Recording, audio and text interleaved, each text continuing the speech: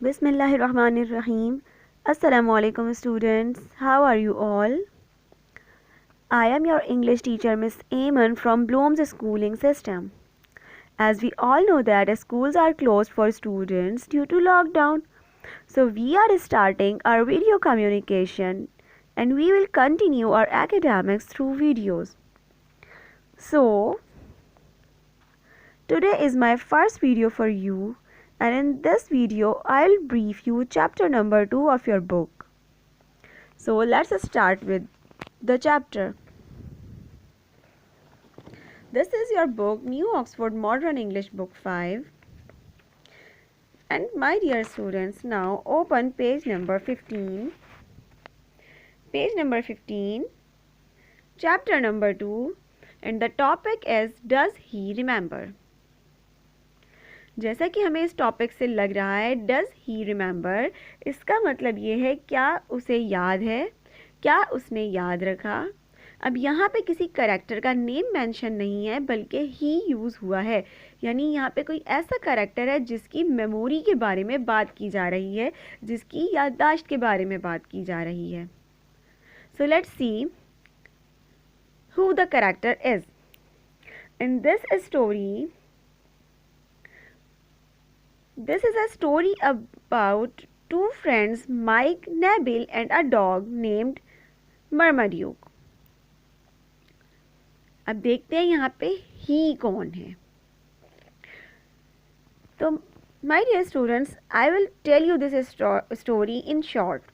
थोड़ा सा शॉर्ट करके आपको ये स्टोरी मैं सुनाती हूँ. सबसे पहले हम देखते हैं कि यहाँ पे एक करेक्टर माइक है, उसका जिक्र है. माइक कौन है? माइक एक शख्स है जो अपने फ्रेंड से मिलने उसके घर जाता है, जहाँ पे वो देखता है कि उसके दरवाजे पे एक साइन है जिसमें लिखा हुआ है बी वेयर ऑफ डॉग्स, यानी कुत्तों से होशियार, they will have you for breakfast, वो आपको अपना खाना बना सकते हैं. अब क्योंकि माइक वहाँ पे खड़ा हुआ था, उसको वहाँ पे घर के अंदर से कुत्तों की आवाज़ें आ रही थी, तो उसको इस बात का अंदाज़ा था कि हाँ ये बात सही भी हो सकती है. अब क्या होता है, माइक बेल बजाता है, वहाँ से एक बूढ़ा आदमी आता है जो दरवाज़ा खोलता है और माइक को अंदर लेके आता है. जब माइक घर में दाखिल होता है तो अंदर आके वो एक लॉन्ज में आता है जो बिल्कुल डार्क होता है, वहाँ पे बहुत अंधेरा होता है और साइड पे सिर्फ एक छोटा सा लैंप होता है जो बस उसी जगह को थोड़ा सा रोशन कर रहा होता है. जैसे ही वो दरवाजे से उस लॉन्ज में एंटर होता है, उसे आवाज़ आती है कि क्या ये तुम हो? और वो आवाज़ होती है उसके दोस्त नबील की. तो इस बात से हमें ये अंदाज़ा होता है कि माइक और नबील एक दूसरे को बहुत पहले से जानते हैं. तो वो जैसे ही लॉन्च में एंटर होता है, माइक जैसे ही लॉन्च में एंटर होता है तो नबील उससे कहता है माइक क्या ये तुम हो? तो उस वक्त माइक उसे घबरा के कहता है कि हाँ मैं ही हूँ, लेकिन ये इतने सारे कुत्तों की आवाज़ आ रही है, लेकिन मुझे यकीन है कि ये किसी ऐसी जगह पे ही बंद होंगे कि मुझे नुकसान ना पहुँचा सकें. तो उस वक्त उसे नबील बताता है कि हाँ ये सारे कुत्ते ऐसी ही जगह पे बंद हैं कि जहाँ से निकल के नहीं आएंगे, लेकिन मेरे बराबर में सो रहा है एक बहुत बड़ा सा मरमड्यूक, बहुत बूढ़ा मरमड्यूक, यानी वो वैसे भी बहुत बड़ा सा कुत्ता था और बूढ़ा भी हो चुका था. तो मरमड्यूक का नाम सुनते ही माइक जो है वो एकदम से हैरान होता है. वही मरमड्यूक छोटा सा, जो बहुत छोटा सा पपी था जब हम लोग भी छोटे छोटे से थे. तो अब यहाँ पे जब माइक उसे यही बात कहता है तो हमें पता चलता है कि माइक और नेबिल दोनों बचपन के दोस्त हैं, और ये जो मरमड्यूक है और ये जितने भी कुत्तों की आवाज़ें आ रही हैं ये सब भी बहुत छोटे छोटे से पपीज़ थे जब माइक और नबील जो हैं वो ख़ुद भी छोटे छोटे से थे. तो माइक उसे कहता है मरमड्यूक वही डॉगी वही कुत्ता जिसको मैं जब छोटा सा था तो बहुत ज़्यादा तंग करता था. तो नबील कहता है हाँ हाँ वही, वो मेरे बराबर में सो रहा है. लेकिन तुम ये सुन के ना माइक बहुत परेशान हो जाता है, कहता है वो तुम्हारे बराबर में सो रहा है.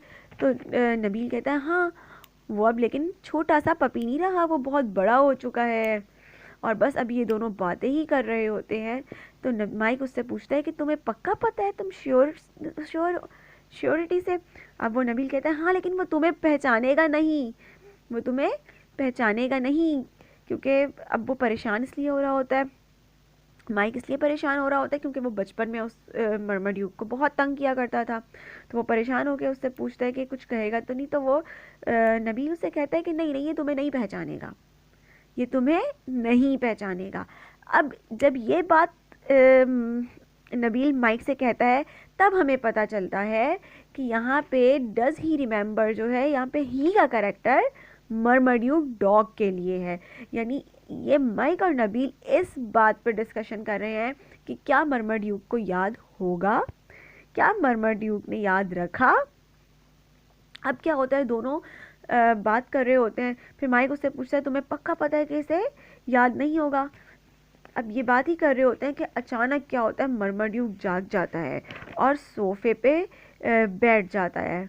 और जैसे ही वो सोफे पे बैठता है तो एकदम से गू करके गुस्से वाली आवाज़ निकालता है और क्या करता है, एकदम एकदम से माइक के ऊपर हमला करने लगता है, हमला करने के लिए चला जाता है।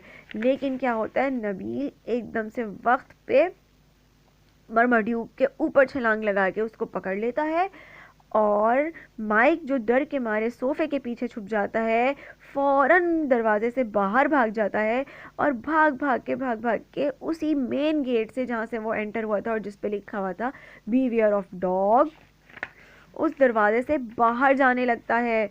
और जाते जाते वो ये सोचता है कि ये मेरे पीछे होगा और मरमड्यूक को बहुत गुस्सा आ रहा होता है और नबील जो है वो मरमड्यूक को पकड़े हुए होता है। तो यहाँ पे ये पता चला कि मरमड्यूक उसको याद था। कैसे याद था? क्योंकि डॉग्स की सूंघने की सलाहियत, उनकी सेंस ऑफ स्मेल बहुत ज़्यादा होती है। तो जब माइक जो है वो मरमड्यूक को बचपन में बहुत तंग करता था, तो वो मरमड्यूक ने उसकी स्मेल सूंघी हुई थी, उसकी स्मेल को सेंस किया हुआ था।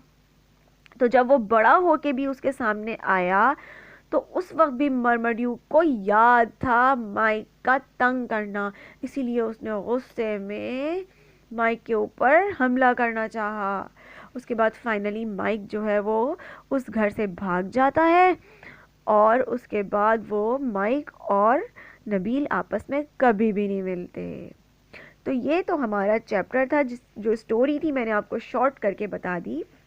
अब मैं आपको बता दूं कि हमें इसका काम किस तरह से करना है। तो सबसे पहले हम टाइटल पेज बनाएंगे। डज ही रिमेंबर, ये हमारे टॉपिक है, ये हमारा टाइटल है, तो हम इसका सबसे पहले टाइटल पेज बनाएंगे जैसा कि हम अपना काम करते हैं। उसके बाद हम वर्ड मीनिंग्स लिखेंगे।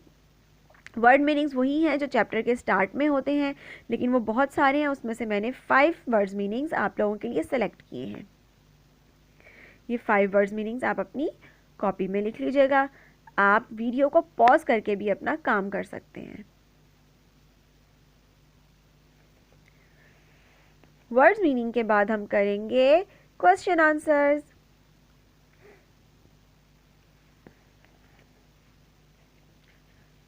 क्वेश्चंस जो है वो चैप्टर के एंड में गिवन है और आंसर्स भी चैप्टर में से ही मैंने अवेलेबल किए हैं।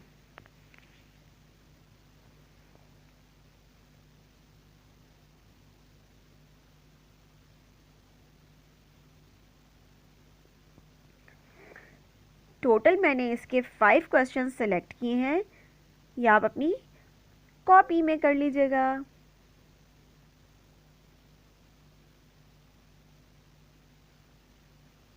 मैं आप लोगों को थोड़ा सा ब्रीफ भी कर दूं। बे यानी डीप थ्रॉटेड लेंदी बार्क, यानी इस तरह का बार्क क्योंकि हमें पता है कि कुत्ते के भौंकने को कहते हैं। तो बे क्या चीज़ होती है? डीप थ्रॉटेड, यानी बहुत ज़्यादा ज़ोर से गले में से निकली हुई आवाज़, कुत्ते की आवाज़।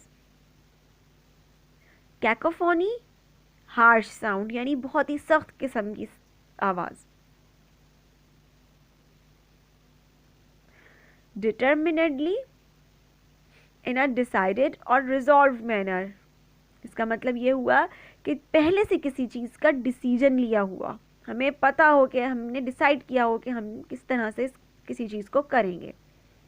Emitted, gave out. Emit words अमूमन जो यूज़ होता है वो लाइट के लिए होता है, यानी लाइट या साउंड के लिए। इमिटेड का मतलब गेव आउट यानी बाहर की तरफ देना। इल्यूमिनेटेड, लिट अप यानी जलना।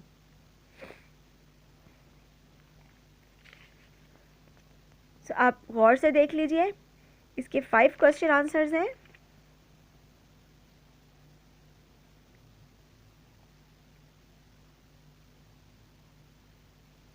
और क्वेश्चन आंसर्स के बाद फिल इन द ब्लैंक्स हैं। फिल इन द ब्लैंक्स भी मैंने आप 5 सेलेक्ट किए हैं। 5 फिल इन द ब्लैंक्स हैं।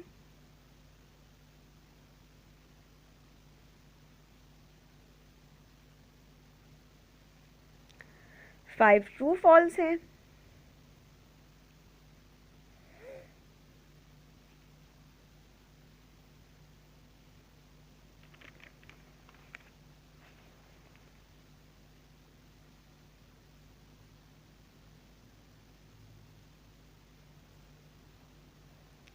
और 4 वर्ड सेंटेंसेस हैं।